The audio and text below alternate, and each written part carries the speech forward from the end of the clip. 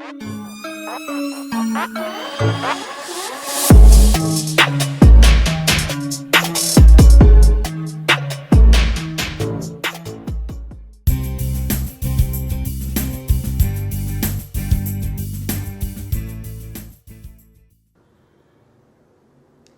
students, in this lecture we are going to see a section of breast. So आपण पहिल्यांदा त्याच्या diagrammatic structure पासून start करूयात. In last lecture we have seen some theoretical account for mammary gland in female, right. आता आपण त्याच्या स्ट्रक्चरकडे चाललो आहे. That means as we have mention in the last lecture it is pair. इथे एक सेक्शन घेताना आपण एका सिंगल ब्रेस्टचं सेक्शन घेणार आहोत. Then they appear convex from anterior side. So आपण काय करूयात, त्याला थोडासा कॉन्व्हेक्स पार्ट दाखवायचा प्रयत्न करूयात. सो अँटेरियरली आपण पाहतो इकडचा व्ह्यू आहे, डार्क करणार आहोत त्याला आपण. ठीक आहे, okay. So it looks convex structure from anterior side and has erectile nipple in the middle. So हा जो पार्ट आहे याला आपण थोडासा पुढे कन्सिडर करणार आहोत. ओके, आता पुढे जाऊयात आपण. आपण काय सांगितलं होतं, each nipple it consist of or they are showing 15 to 20 openings of lactiferous duct. So आता आपण डक्टकडे जाऊयात. मला जर इथून डक्ट दाखवायचे असतील तर त्या काहीशा डक्ट मी अशा फॉर्ममध्ये दाखवण्याचा प्रयत्न करते. आपण आता इथे एवढ्या सगळ्या डक्ट आपल्याला पॉसिबल नाही आहेत, पण जेवढे पॉसिबल आहेत ह्या सर्वांना कन्सिडर करूयात. आता हे लक्षात आलं असेल तुम्हाला, हे जे बल्ज स्ट्रक्चर आहे that bulge structure is nothing but the ampulla. तिथून पुढे परत ही ट्युब्यूल अशाच फॉर्ममध्ये कनेक्ट फॉर्ममध्ये स्टार्ट झाली. ह्या फर्दर त्यांच्या डक्ट्स पार्ट आहेत आणि हे सर्व डक्ट पुढे जाऊन त्यांच्या कॉमन डक्ट थ्रू मिल्कचं सिक्रिएशन करताना दिसून येतात. आता हे इथे काय दिसणार आहेत आपल्याला, इट्स अ मॅमरी अल्व्हिओलस. आपण ह्यांना सर्वांना थोडंसं कलर फॉर्मॅटसुद्धा कन्सिडर करणार आहोत. Before that let's finish our diagram first.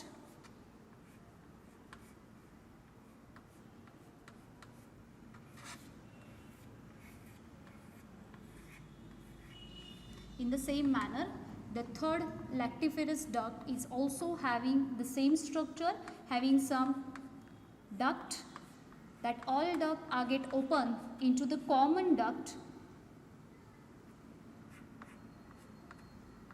right?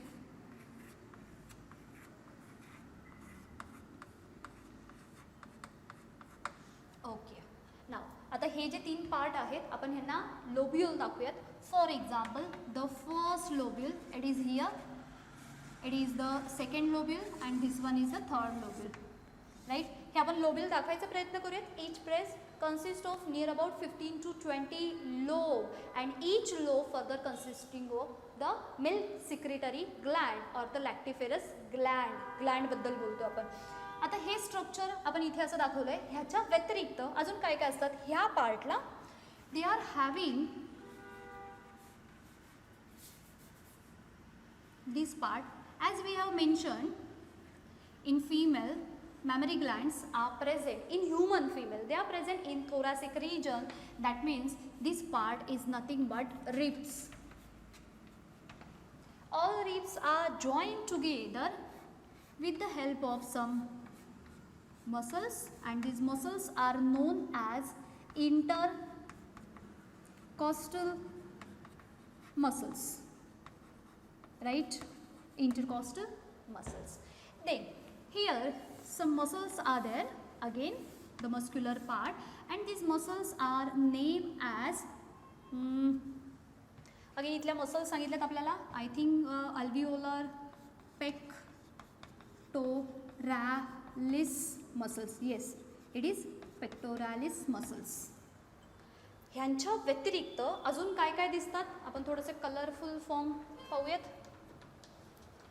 Okay, इथे आपल्याला लेयर ऑफ सर्टन सेल्स दिसणार आहेत. ते सेल्स आर ग्लोब्युलर.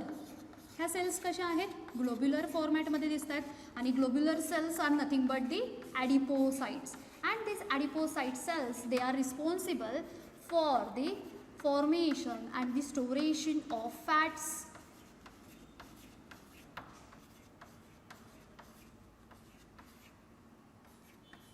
ठीक है, these are fat cells or fat droplets are formed by the adipocytes. Now label it, आपण label करूया त्यांना. This part is, it is mammary alveolus. Now this mammary is having one tube like structure, and that tube like structure is nothing but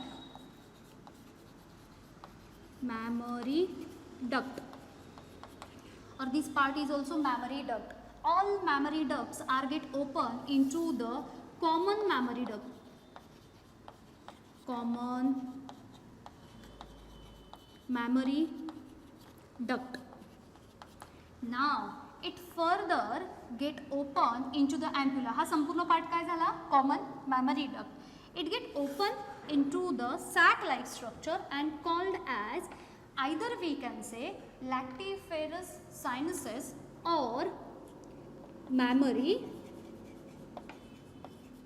ampulla. If single is there, only ampulla. In plural, they are ampullae.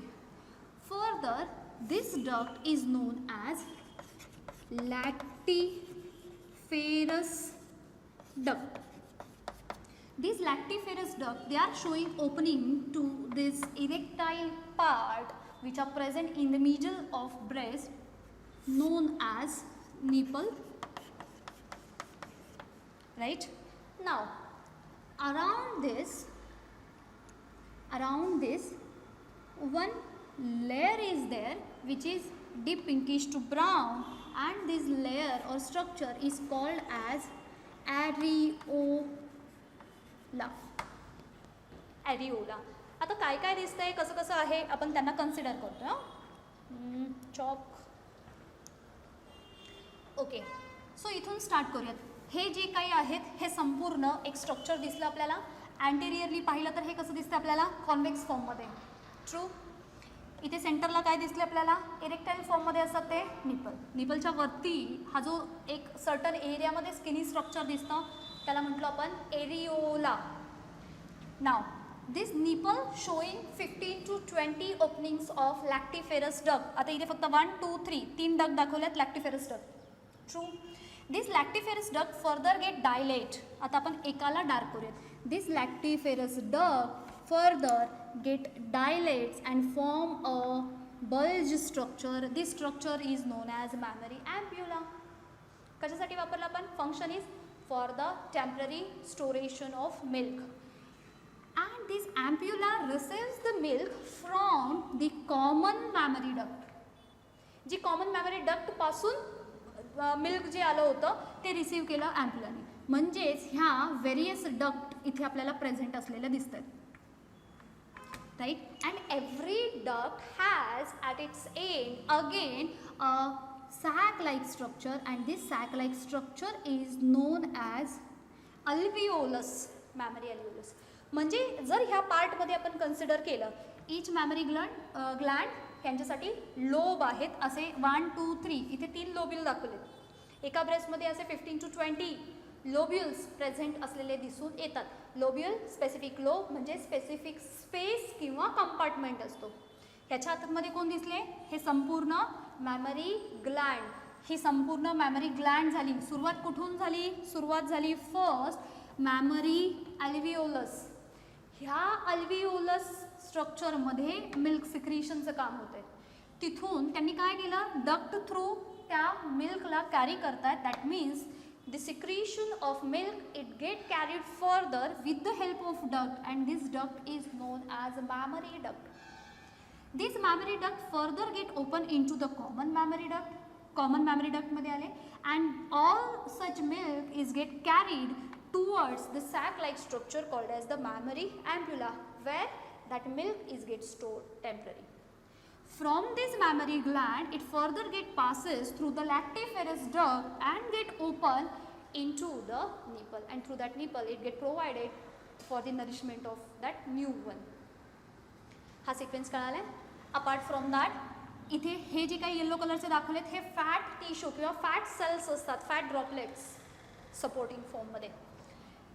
आपण सांगितलं ब्रेस्टची position कुठे आहे, thoracic रिजनमध्ये. No doubt they are showing the presence of ribs. आता आपण हे काय केलं, एक सेक्शन घेतला ब्रेस्टचा. So they are showing the presence of ribs. That ribs, they are showing the muscles join that ribs. That means that muscles are known as intercostal muscles. इथे अजून मस्क्युलर लेयर दिसते, त्याला म्हटलं आपण पेक्टोरालिस मसल्स.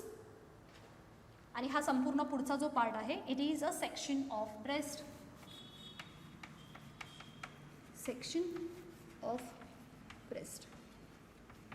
आता कोणत्या पाथवेने जायला आवडेल, निपलपासून आपण इथपर्यंत जाऊयात अल्व्हिओलसपर्यंत, का अल्व्हिओलसपासून आपण इथपर्यंत जाऊयात, कोणताही पाथवे चूज करा.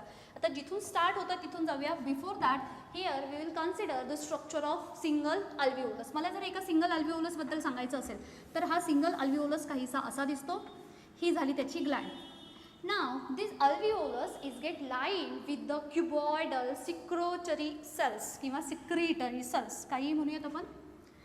So this alveolus part is get lined with the cuboidal secretory cells.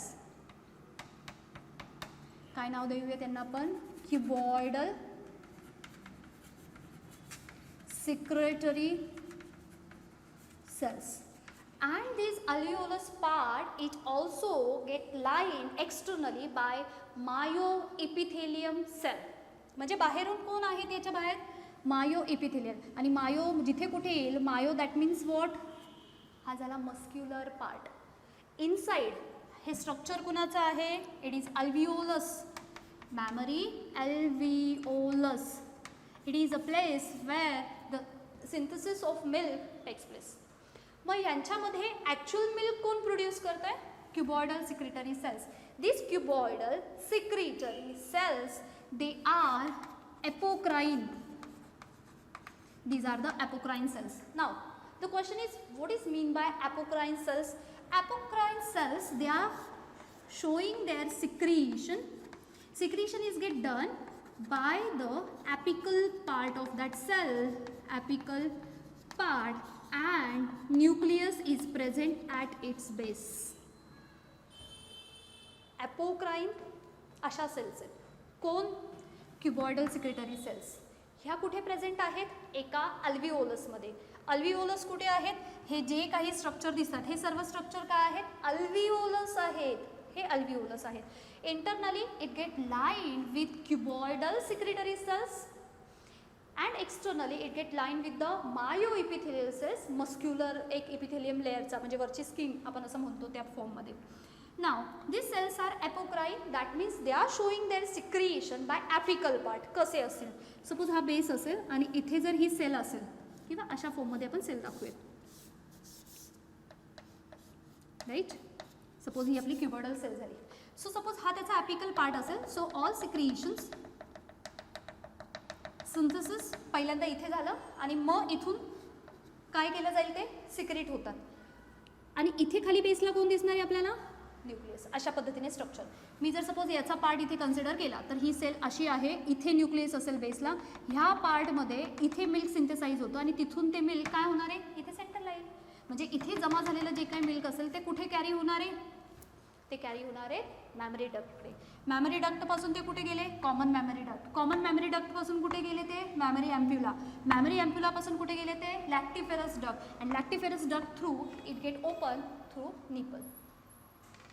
Sequence लक्षात येतोय, हे साईज समजलेत. आता यांचा पाथवे आपण कन्सिडर करूया. पाथवेला आपण सुरुवात कुठून करूयात, अल्व्हिओलस पार्टकडे.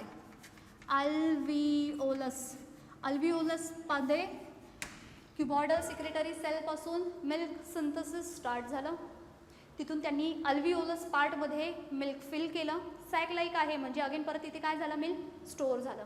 तिथून ते पाठवलं mammary duct. Mammary duct, mammary डक्टपासून ते गेले कॉमन मॅमरी डक्टकडे. मॅमरी डक्ट किंवा मॅमरी ट्युब्यूल म्हणू शकतो, कॉमन मॅमरी डक्ट. तिथून ते पाठवले जातात mammary ampullae, mammary ampulla or ampullae. Further it get passed to the lactiferous duct, and through that lactiferous duct finally it get reaches to the nipple part. ठीक है, हा झाला actual pathway of milk from alveolus to the nipple. Either we can move from nipple to the alveolus or we can consider from alveolus to the nipple.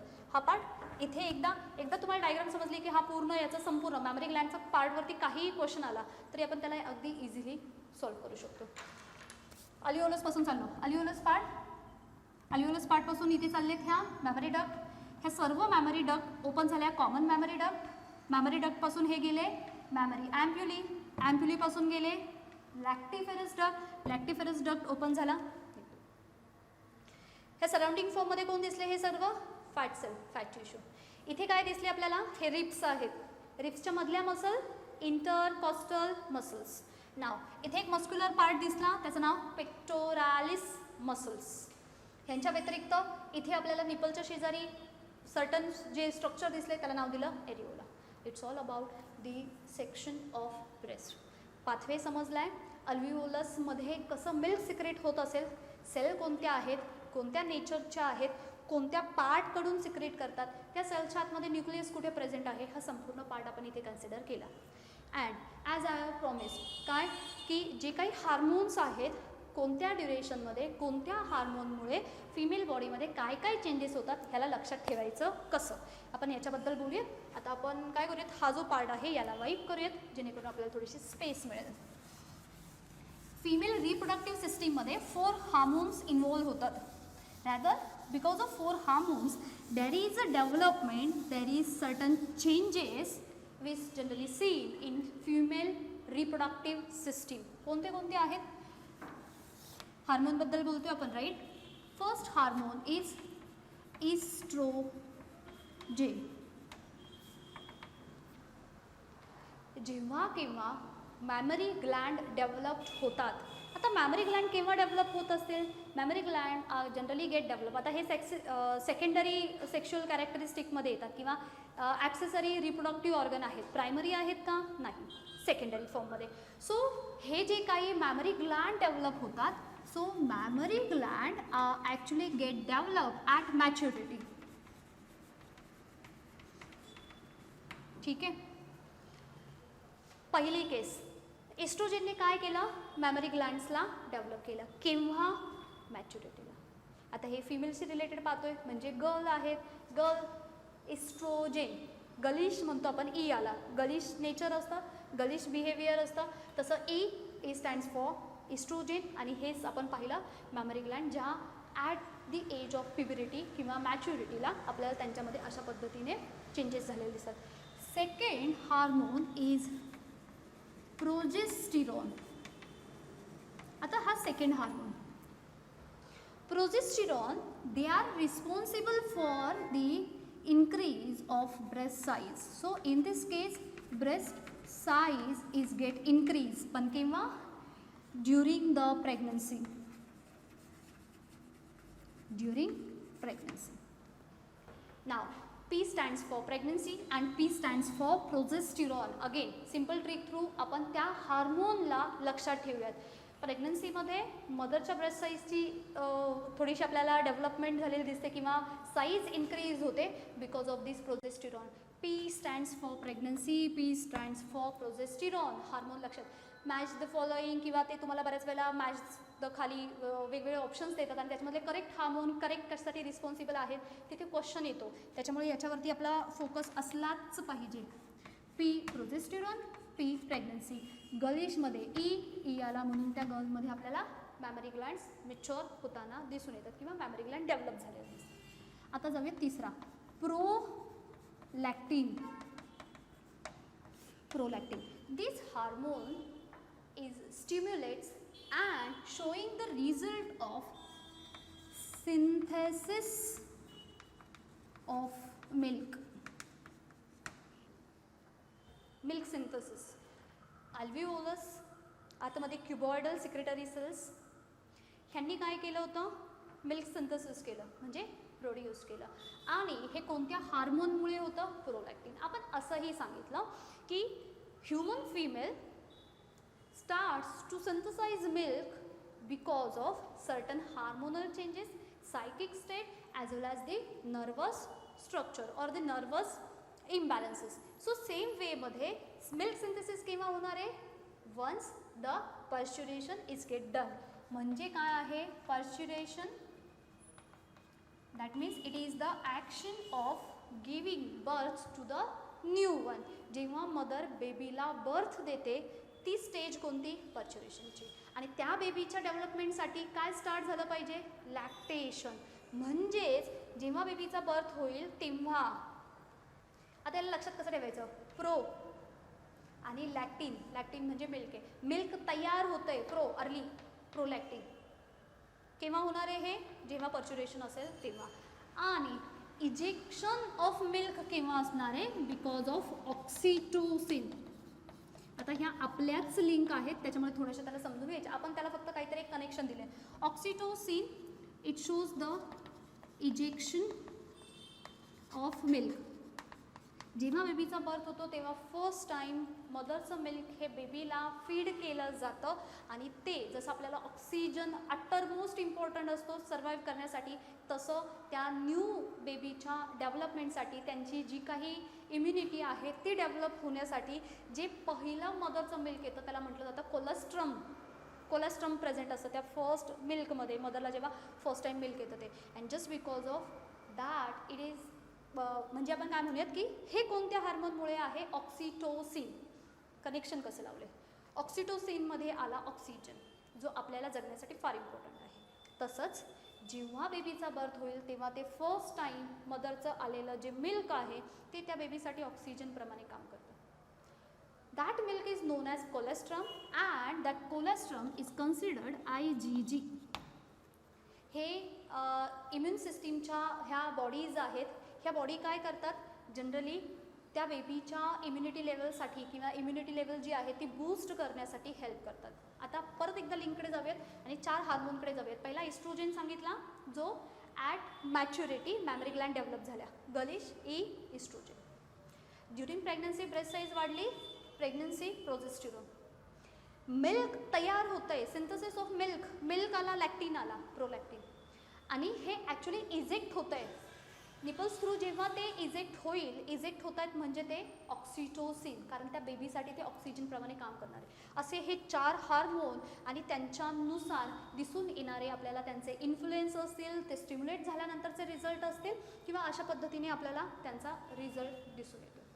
4 hormone, first होता oestrogen, progesterone, prolactin, oxytocin. फार महत्त्वाचे आहेत, ह्याच्यावरती MCQ येतो, ठरलेलं असतं. किंवा pathway असेल त्याच्याबद्दल विचारलं जातं, किंवा डायग्राम असेल, तुम्हाला सब्जेक्टिव्ह जेव्हा क्वेश्चन्स असतील त्याच्यामध्ये डायग्राम काढून एक्सप्लेन करायला येतात memory Gland. 4 oestrogen, progesterone, prolactin and oxytocin. आणि कुठे कुठे कसे हेल्प करतात तेही ट्रिक त्यांच्या लक्षात ठेवा. इथे आपण पाथवेसुद्धा कन्सिडर केला आहे. आता आपण एक पुढच्या टॉपिकवरती बोलणार आहोत, ते आहेत functions of female reproductive system.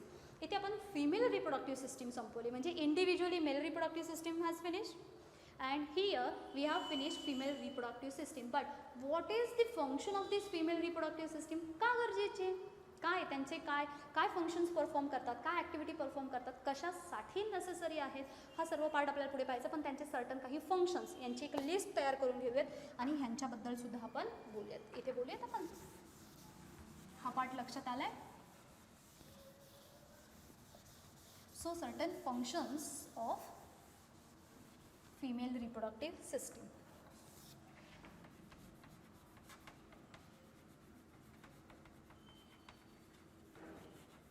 Female reproductive system.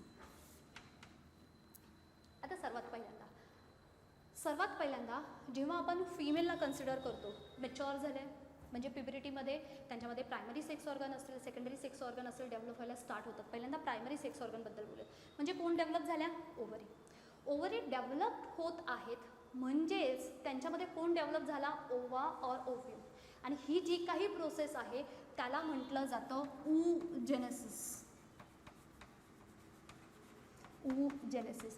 That means the first function of female reproductive system is to perform oogenesis.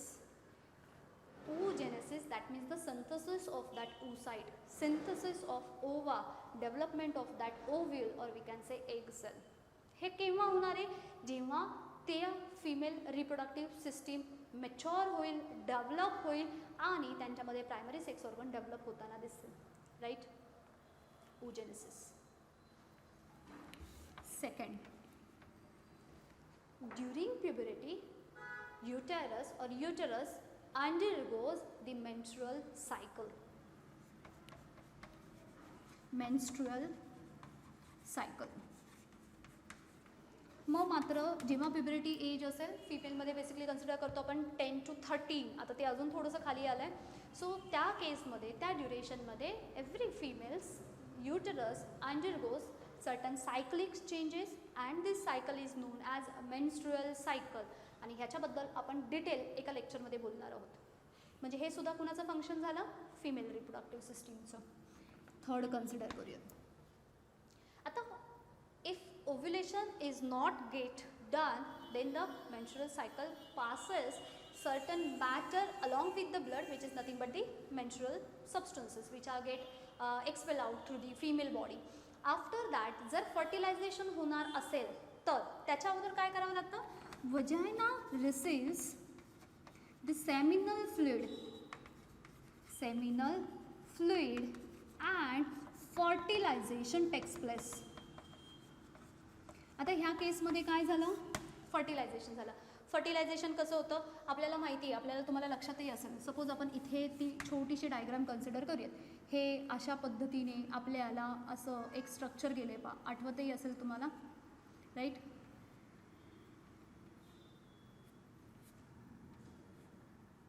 Okay, आपण आता थोडंसं छोटं स्ट्रक्चर कन्सिडर केलं आहे. हे स्ट्रक्चर आपल्याला माहिती आहे, आपण फॅमिलियर आहोत. हे आहे फिमेल रिप्रोडक्टिव्ह सिस्टीमचं. हा जो काही पाथवे आहे इथून they receive the seminal fluid, that means vagina part, then further sperm transfers or they are get transferred towards the uterus.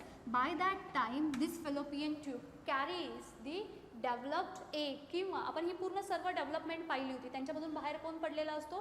तो असतो एक डेव्हलप फॉर्ममधला जो एक सेल आहे तो इथून इकडे चालला आहे आणि इकडून स्पर्म चालले. So where is the site of fertilization? आपण तिथे एक पार्ट असा पाहिला होता. Ampulla provides the site for fertilization. Ampulla, it is the site. म्हणजे परत ही फिमेल रिप्रोडक्टिव्ह सिस्टीम, हे काय होते? फिमरी. हा पार्ट काय होता इथला? इन्फॅन्टिब्युलम. त्याच्यानंतर हा पार्ट सांगितला होता आपण ॲम्प्युला आणि हा होता इस्थमस. आणि याला अटॅच फॉर्ममध्ये होते ड्युटरसचा पार्ट. मग जेव्हा स्पर्म बॉडीच्या आतमध्ये एंटर केले आणि ते आता चालले फेलोपियन ट्यूबकडे आणि फेलोपियन ट्यूबपासून कॅरी होतात एक cell. And again there is a fusion of male and female gamete, then the fertilization takes place. And the site for that fertilization it is nothing but the ampulla. आत्ताची जी new NCERT आहे तिथे mention केलं आहे ampulla is the site for fertilization. आणि अगोदरच्या NCERTमध्ये किंवा काही बुक्समध्ये तुम्हाला असाही रेफरन्स मिळेल, fertilization site it is the junction of ampulla and isthmus. पण most appropriate answer is ampulla. Fertilization झालं, it form zygote. Zygote further get developed into embryo and that embryo further shows gradual changes and there is a development of fetus. Means what? Implantation and prenatal development. Prenatal development is takes place in the uterus. Fertilization झाला, zygote form झाला, embryo develop झाला आणि हा कुठे जाऊन implant होतो? तर युटरसच्या एंडोमेट्रियमच्या वॉलला. म्हणजे आपण काय करूयात, इथे हा जो पार्ट आहे इथे कुठेतरी इथे जाऊन हा इम्प्लांट होतो. इथून परत ते ट्रॅव्हल करतात, ट्रॅव्हल करून इथे येतात. मग तिथे इम्प्लांट झाले, जाऊन त्या वॉलला, युटरसच्या वॉलला, इनरमोस्ट वॉलला जाऊन स्टिक झाले आणि तिथून पुढे ते प्रीनेटल डेव्हलपमेंट म्हणजे ते जे काही डेव्हलपिंग फिटस आहेत त्यांच्या पुढच्या ज्या ग्रोथ आहेत त्यासाठी युटेरस त्यांना हेल्प करतो. हे फंक्शन आहे फिमेल रिप्रोडक्टिव्ह सिस्टीमचं. Right? Then further complete development झाली फिटसची. After that parturition is there. Parturition. And this parturition means nothing but the action of giving birth to the developing fetus or that developing new young one. जेव्हा बेबीला birth दिला जातो त्या प्रोसेसला म्हणणार आहोत आपण parturition. And last one is lactation. संपले. Lactation. Lactation means what? बेबींचा बर्थ झाल्यानंतर त्यांना फीड ऑन करण्यासाठी किंवा त्यांना फीडिंग करण्यासाठी जे मिल्क सिक्रेट होतील, हे मिल्क सिक्रेशनसाठी सुद्धा आत्ताच पाहिलेला आपण टॉपिक तो होता मॅमरी ग्लँड. मॅमरी ग्लँडमध्ये कशा पद्धतीने मिल्क सिंथेसाइज होतं प्लस इजेक्शन ऑफ मिल्क होतं. So these are the 6 major functions of female reproductive system. Which are those? First one is oogenesis, development of ova किंवा development of egg cell in ओव्हिडम. Second one is menstrual cycle. Third one is fertilization. Fourth one is implantation and the prenatal development inside the uterus or we can say mother's womb. Fifth one is parturition, the action of giving birth. And last one is lactation. आता हे झाले function. There are certain disorder regarding this female reproductive system. म्हणजे जसे uses आहेत तसेच काही डिसऑर्डरसुद्धा आहेत. काय काय डिसऑर्डर होऊ शकतात फिमेल रिप्रोडक्टिव्ह सिस्टीमबद्दल, त्यांच्याबद्दल सुद्धा आपण एक थोडासा पार्ट पाहूयात.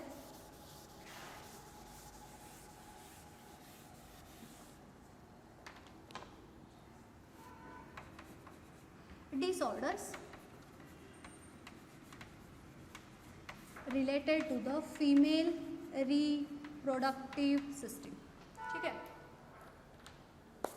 आता पहिला, ही जी फिमेल रिप्रोडक्टिव्ह सिस्टीम असते जशी फंक्शनल आहे सेम मॅनरमध्ये यांना काहीतरी ॲबनॉर्मॅलिटीजसुद्धा फॉर्म होतात आणि ह्या मात्र पुढे जाऊन थ्रेटनिंग, लाईफ थ्रेटनिंगसुद्धा बनवू शकतात. Out of that the first disorder is nothing but the breast cancer.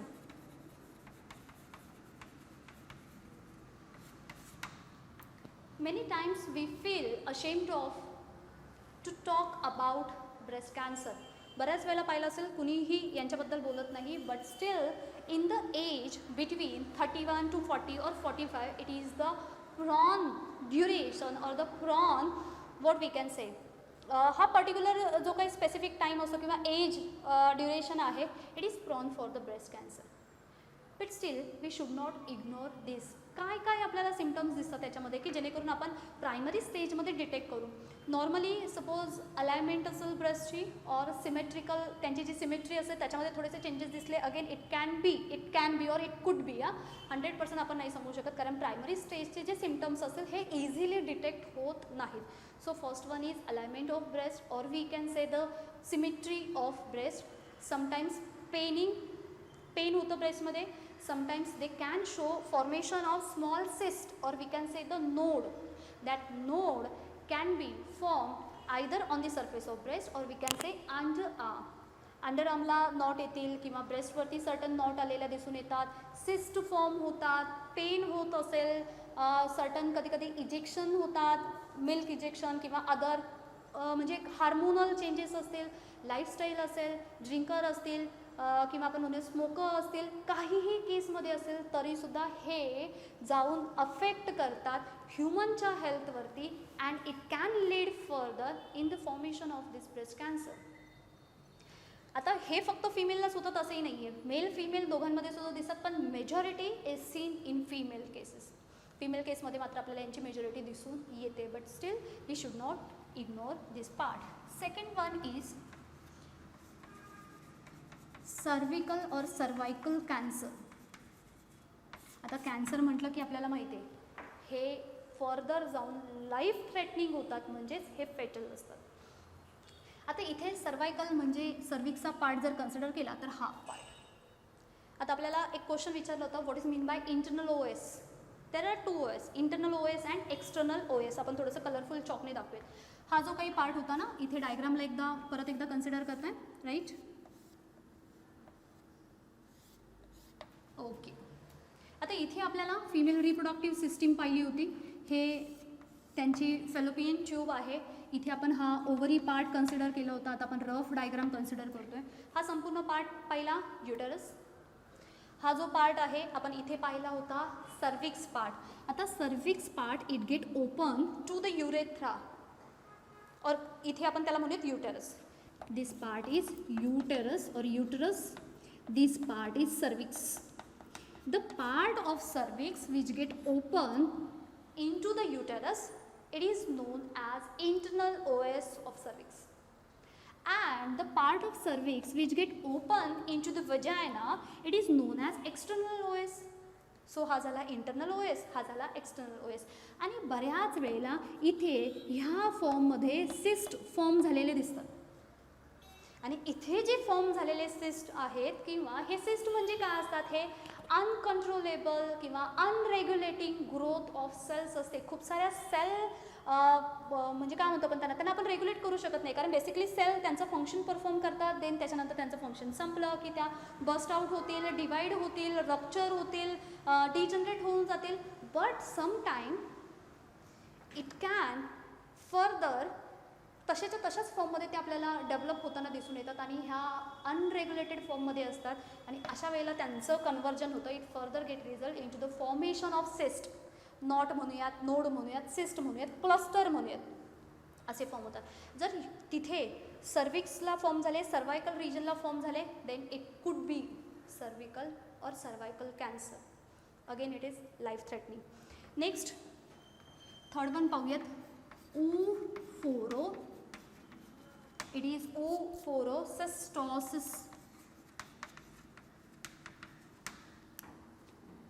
आता ही झाली आपली फिमेल रिप्रोडक्टिव्ह सिस्टीम. आता कधी कधी काय होतं, हे जे काही oophorocystosis असतात, ओव्हरीच्या आतमध्ये सुद्धा सिस्ट फॉर्म होताना दिसून येतात. oophoro related to the ovary आणि ओव्हरीच्या आतमध्ये सुद्धा हे असे जे दोन्ही बाजूंना आपल्याला इथे हे जे काही ओव्हरी दिसले ते यांच्या आतमध्ये सुद्धा बऱ्याच वेळेला सिस्ट फॉर्मेशन होतं. And it is again one disorder. याच्यापैकी कोणताही एखादा डिसऑर्डर असेल तर तो फिमेल रिप्रोडक्टिव्ह सिस्टीमवरती डेफिनेटली अफेक्ट करताना दिसून येतो.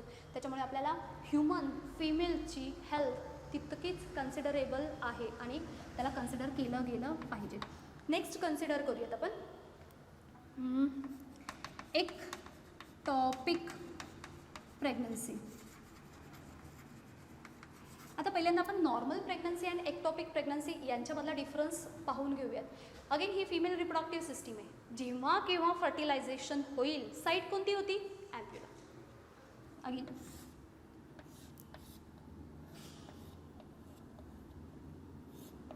ठीक आहे. आपण असं सांगितलं ही इथे ओव्हरी आहे. ओव्हरीमधून हे जे काही एक सेल आहेत ह्या रिलीज होतात, ह्या आल्या युटरसमध्ये. By that time vagina receives the seminal fluid, that means sperm travels towards the uterus. This sperm, that means male gamete and female gamete, एक cell, that is the fusion of that male and female gamete, म्हणजे fertilization झालं.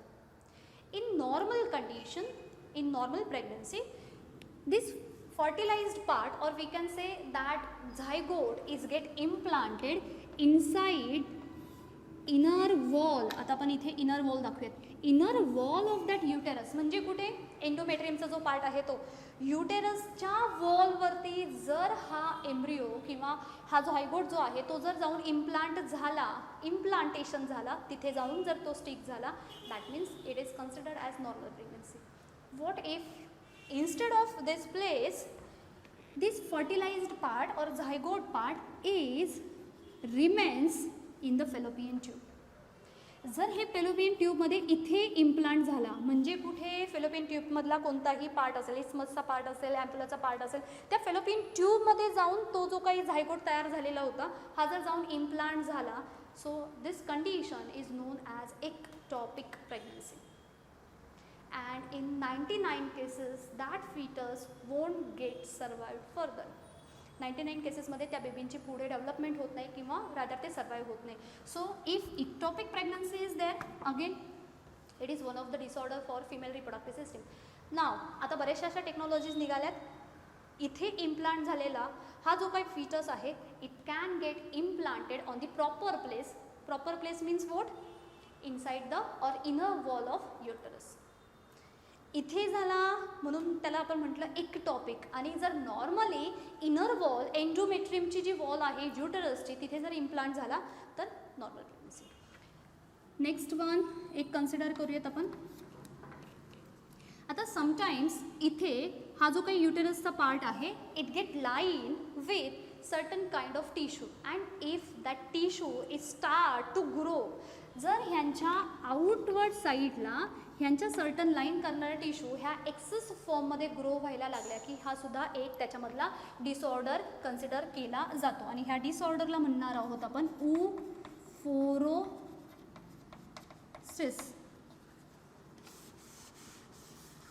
फोरिटिस.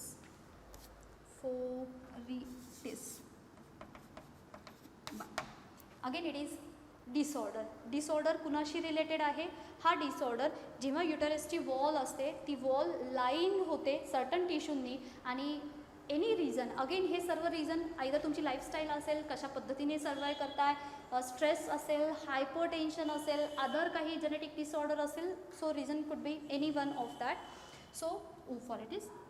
Next जे बोलणार आहोत आपण ते आहे suppose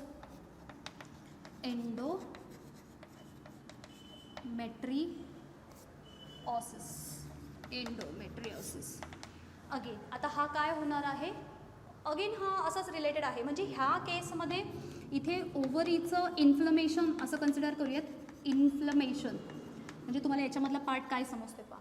आणि याच्यामध्ये ही जी काही युटेरसची वॉल आहे इथे बाहेरच्या बाजूला ह्या ज्या काही सेल आहेत ह्या इरेग्युलर फॉर्ममध्ये ह्या टिश्यू ग्रो व्हायला स्टार्ट होतात बाहेरच्या बाजूने इथे. आणि ह्या केसमध्ये ओव्हरी जी असते ती स्वेल होते. सो अशा पद्धतीने आपल्याला हे दोन पार्ट दिसून येतात. देन त्याच्यानंतर आपण एक कन्सिडर करणार आहोत ते आहेत मेन्स्ट्रुअल पार्ट. Menstrual disorder. आता मेन्स्ट्रुअल डिसऑर्डरमध्ये परत 3 डिसऑर्डर कन्सिडर केले जातात. एक असतो ॲमिनोरिया ज्याच्यामध्ये मेन्स्ट्रुअल ब्लड जे आहे किंवा मॅटर आहे अलॉंग विथ ब्लड बॉडीच्या बाहेर पास होत नाही. सेकंड वन आहे त्याला म्हटलं जातं it is menorrhagia, that means excess fluid आपल्याला फ्लो होताना दिसतं. आणि एक लास्ट वन आहे तो आहे डिसमेनोरिया. 3 सांगितले आपण. त्याच्यामधला पहिला होता amenorrhoea, no fluid during the menstrual cycle. Second one सांगितलं आपण menorrhagia, that means excess fluid flow होतं. आणि एक थर्ड वन सांगितलं आहे dysmenorrhoea, that means that menstrual fluid along with the heavy bleeding, and along with that heavy bleeding there is a clump or the cluster of that substances. आता हे cluster म्हणजे काय असतात? युटेरसची इंटरनल जी एंडोमेट्रियमची wall आहे ही wall जर ovulation झालं नाही तर आपण असं पाहिलं होतं त्या ग्रॅफियन फॉलिकलपासून आतमधले सेकंडरी ओसाइट रिलीज होते and the remaining part is get convert in to the corpus luteum. Corpus luteum, that means yellow body, and it further get converted into the corpus albicans. So this corpus albicans along with the endometrium part it get expelled out through every month and the cycle is known as the menstrual cycle. असे menstrual cycle मध्ये 3 disorder आहेत.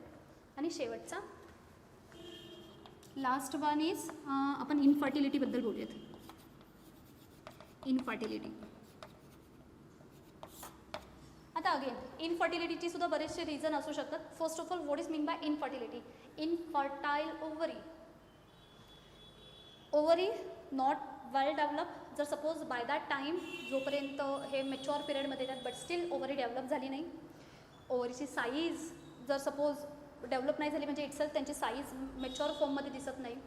Then again hyper tension असतील, stress part असेल, lifestyle असेल, अशा बऱ्याचशा things आहेत की ज्यांच्यामध्ये हे स्टराईल फॉर्ममध्ये येत नाही.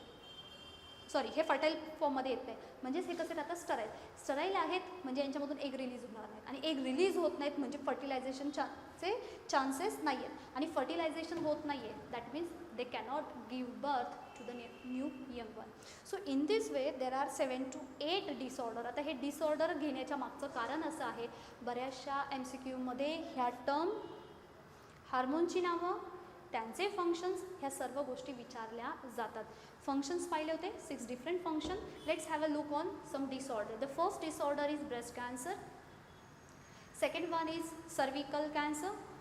Third one is oophorocytosis or cystosis आहे तो सिस्ट फॉर्म करतात ते.